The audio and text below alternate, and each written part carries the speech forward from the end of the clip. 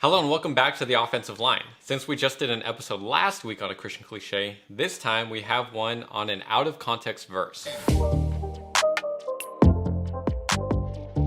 And the verse is Matthew 5:39. But I say to you, do not resist an evil person, but whoever slaps you on your right cheek, turn the other to him also.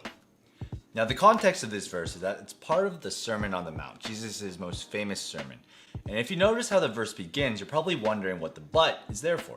A helpful note for Bible study is noticing the conjunctions. The conjunction but means that there is a contrast. So what is the contrast here? Just look at the verse before.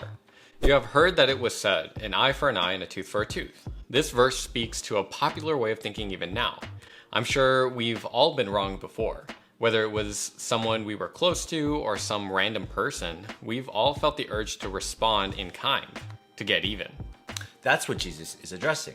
That's what he's contrasting. Instead of getting even, Christians should turn the other cheek. If they receive evil, they should repay it with good. There's a whole bunch of verses that say the same thing. It's a difficult thing to do, but it is necessary. And Jesus is giving his audience a description of what a Christian is to look like. When others wrong us, we are to respond in love. We respond in love by praying for them, by sharing the truth of the gospel with them. That is what the verse means. Don't return evil with evil. Return evil with good. Return hatred with love. But there are some Christians who read this verse and apply it differently. They become what we call doormat Christians. These are those Christians who think that they're supposed to let others walk all over them, that they can't stand up for themselves. But that's not at all what Jesus meant. Jesus is not saying that it's wrong to stand your ground when you're mistreated. We should stand up for ourselves, but it's about how we stand up for ourselves. We don't stand up for ourselves by returning in kind. Say you're wearing a shirt that has a Bible verse on it. Someone sees it and starts cursing you out for being a Christian. Don't stand up for yourself by yelling back at them. Instead, stand up for yourself by standing up for the truth that you believe. Respond by praying for them and sharing the gospel with them, just like we said earlier. It's not wrong to disagree with them, but it is wrong to be disagreeable. Or if you're in the office and your boss asks you to work more hours, you don't have to work those hours. You don't have to be a doormat. That's not what Matthew 5:39 is about. Instead, Jesus is showing them what it looks like to be a child of God. To turn the other cheek does not mean we place ourselves or others in danger or that we ignore injustice. It means that if we are wronged, we don't respond in kind. We choose to forgive and we choose to love. But there's one more thing about the rise of Christian doormats that we need to say.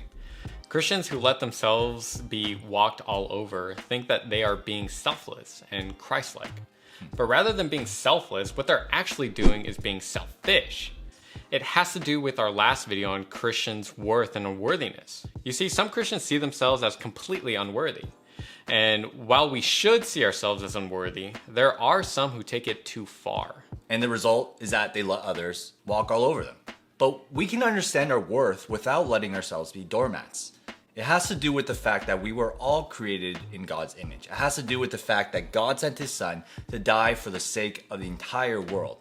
If we improperly understand these truths, then the focus shifts to ourselves rather than God. Being a Christian doesn't mean we need to be doormats. For those who think being a doormat is Christ-like, all they need to do is look at the life of Christ to see that this wasn't the case at all.